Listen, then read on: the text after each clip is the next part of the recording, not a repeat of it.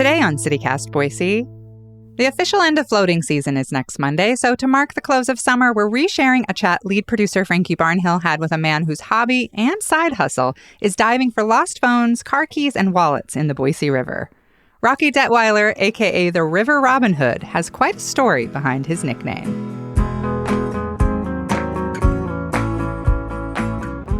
It's Tuesday, August 29th. I'm Emma Arnold, and this is what Boise's talking about.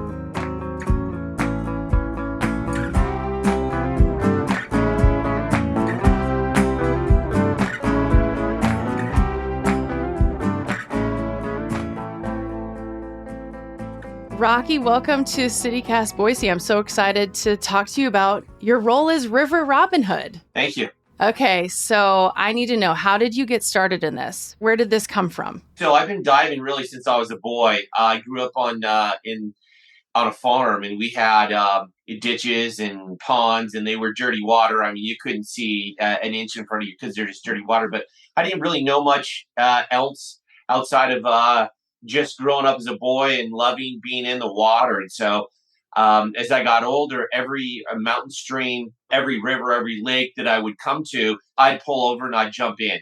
River Robin Hood, to answer your second question, how'd that come about? Well, I'm here in Boise and 2019. Okay. And there's a spot in the river, and I dived down there one day, and I can't believe what I'm seeing. I come up for some air, I go back down, and I grab a prosthetic leg. Oh my gosh. I found all kinds of items in the river, Frankie, but I've never found or seen a prosthetic leg, and very probably there's not many people in the world that have. Those are so expensive. Those are so, those cost a lot of money and are obviously super valuable. This one that I found was $25,000. I went home and I'm thinking, what do I do with this thing? And I just got this idea, you got to find the owner. So I did some research on prosthetic companies, and I called them up and I said, listen, I'm a diver. I found a prosthetic leg in the river. Like, you found what? I said, I found a prosthetic leg. And I said, I want to find the owner. Can you help me? He's like, yeah, bring it in.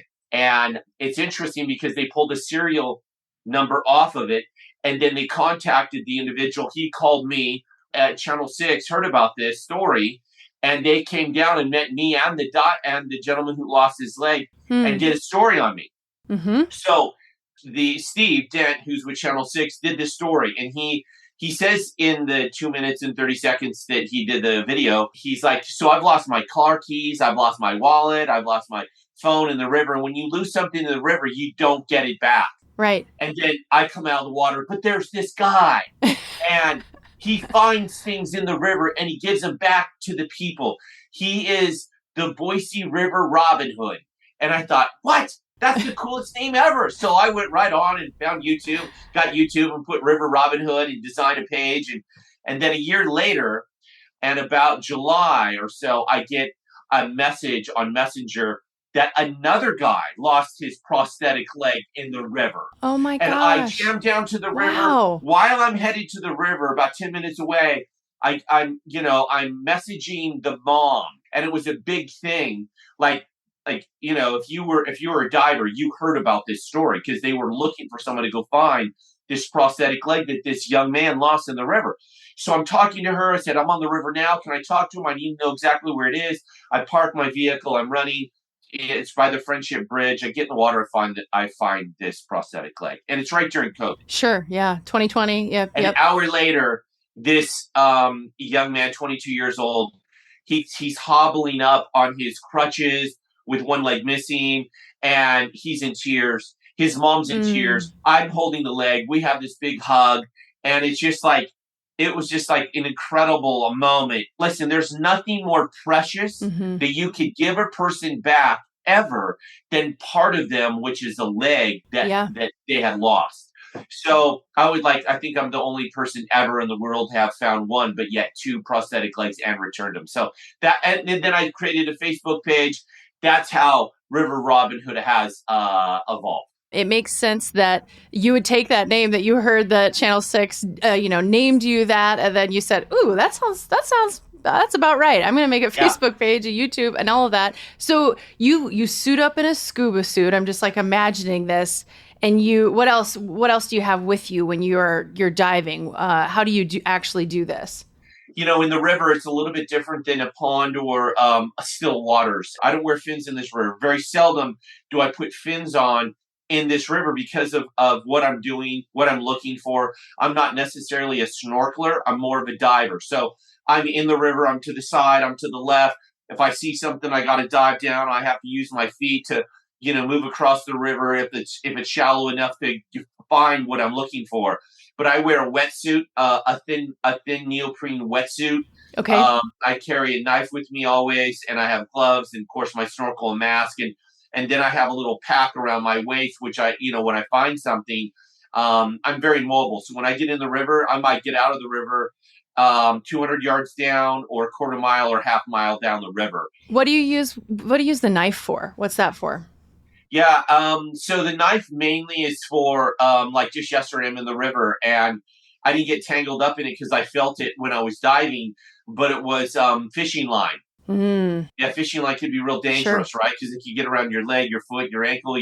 But the knife is to cut anything away that might be in the way. Also, I use it if I'm looking for something and it's wedged in between rocks. I can wedge that away. So I don't use it, quite honestly, I use it very little, but it's there if I need it. Yeah. I mean, in some ways, this sounds like kind of dangerous work. It sounds, Yeah. Sure it is. Because first of all, you're in the water. Okay. Yep. And so many unknowns. Like on the Boise River, you have fishing line, you have limbs, you have branches that are in the water. And then on the side of the river, you have tree stumps. You always have to be just really cautious. So there's an absolute risk to doing, what I do. Okay, so tell me about some of the typical items. I saw a video that you did just put on Facebook a few days ago, and it was car keys, it was sunglasses. I mean, what else? And how many are you finding? So I found, scooters in the river. I pulled bikes out of the river.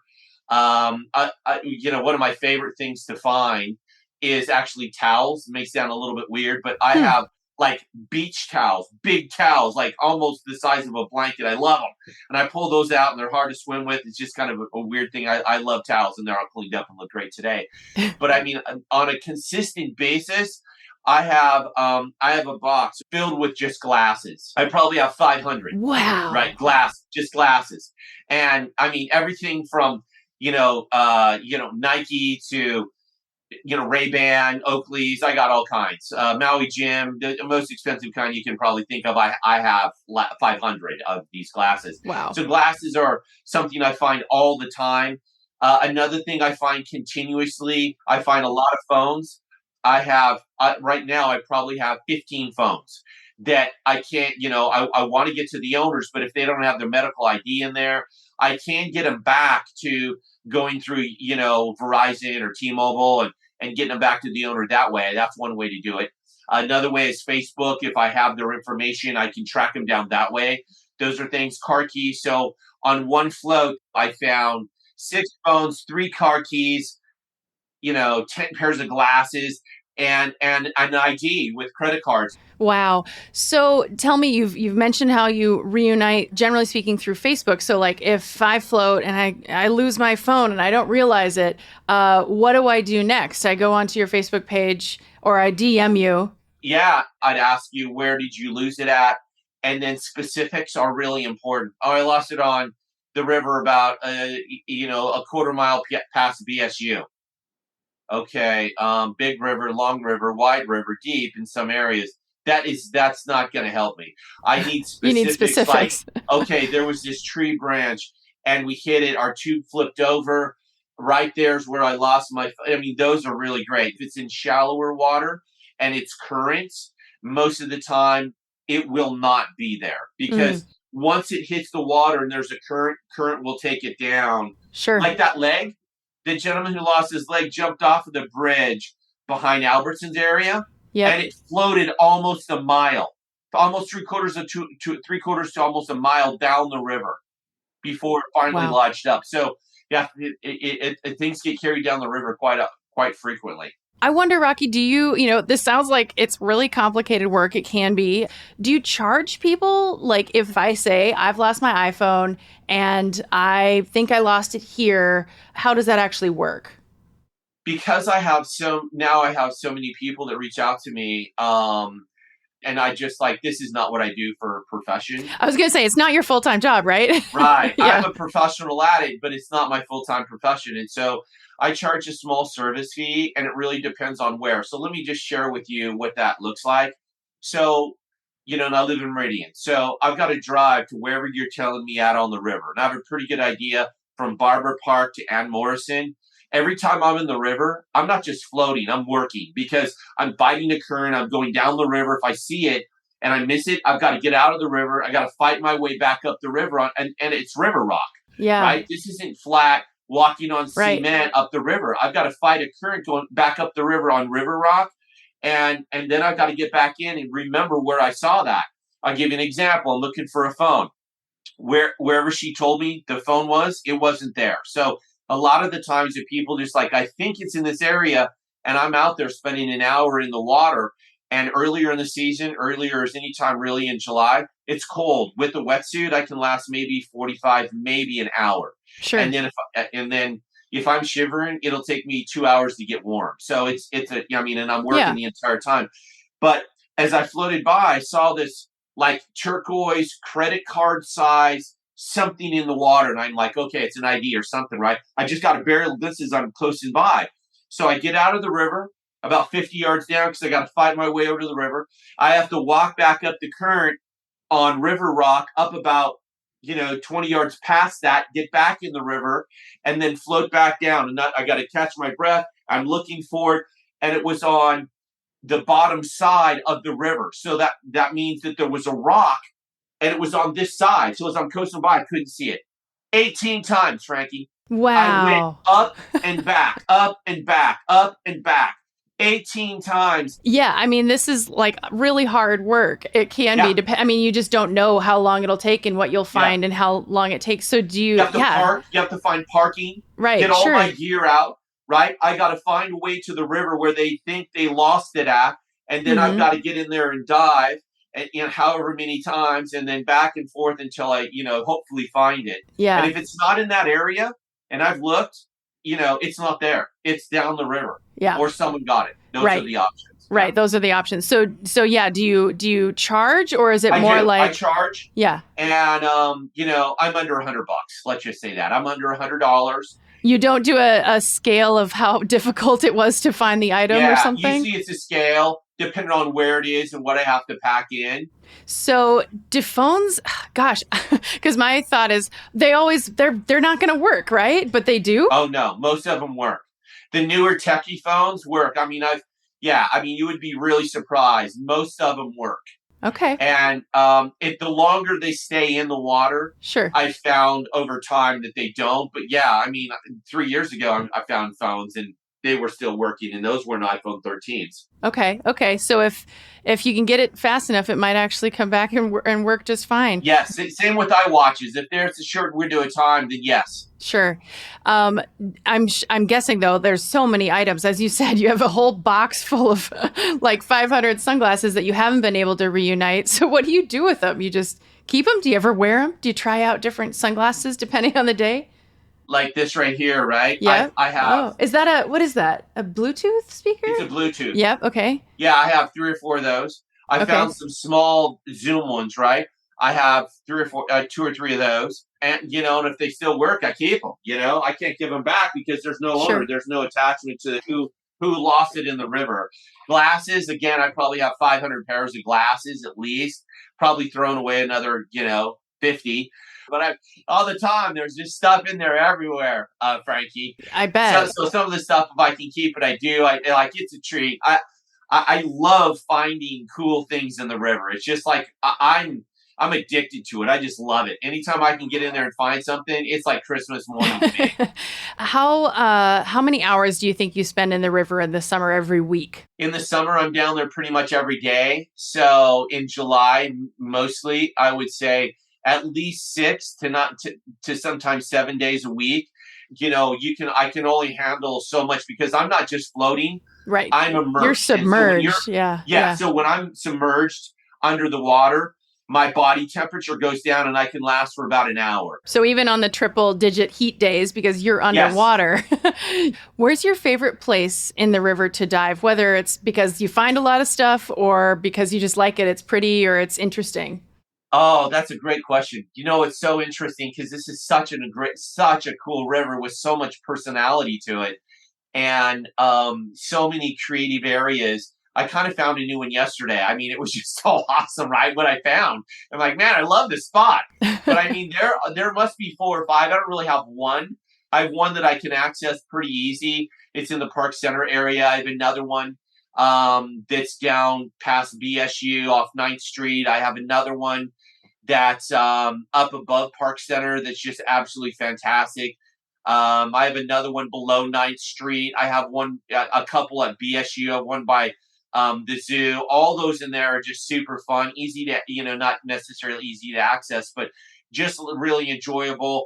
Whenever you get into, the water that's really shallow, sure, and the current's moving fast, it's just like it's not safe to snorkel because you're too low, you can't see rocks coming. Then you get into a place where where it's going faster, and I kind of have an idea, what's in the water in pretty much the entire river, so I kind of know where the rocks are. But then there's a couple of really dangerous spots that are on the river that I just kind of stay away from because of pylons in the river. Okay. Tell me advice after seeing so many people lose so many valuable items all these years and all these summers.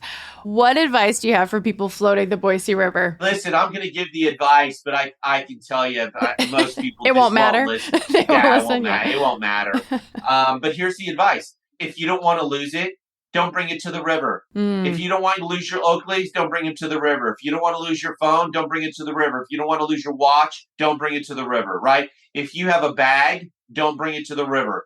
So if you want to stay away from frustration and drama and challenges and stress in your life, don't take anything you want to lose to any water source or pack it on water ever. You just don't do it. Yeah, it's almost like the same but a different refrain of pack it in, pack it out. Just don't pack it. Don't take it at all. If I can find it, I will do my very best humanly possible with all my ability and talent, skill, to get in that river and find something for someone. Rocky, what keeps you doing this? I mean, you clearly have so much passion for it, but tell me why, because it sounds like hard work, but it also sounds like pretty rewarding too, to make sure that people get their items back. I mean, it's just something amazing about being underwater that I just absolutely love. And there's this internal thing for me to find something that you don't know if it's down there. And so I'm always on the hunt and I'm always looking, keeps my mind active. And besides, I love swimming and it's a bit of a challenge. And so all those tied together, that's the reason I love it. It's just absolutely incredible. It's something special. Oh, well, this has been so much fun. I've had a great time talking with you, Rocky. Thank you so much for telling us about River Robin Hood and how to connect people with their items they may have lost in the river this summer. Yeah, and people can go to River Robin Hood on my Facebook, and I'd love for them to go to YouTube. I've seen all kinds of things, and I video those, and I have this doppelganger personality where I'm real quirky and fun when people see me, and it's just, it's cool. So I'd love people to, subscribe or at least go to YouTube and check it out. That's all for today here on CityCast Boise. If you enjoyed the show, tell a friend on your next float about us. We'll be back tomorrow morning with some hot takes on why thrifting for clothes in Boise is crap.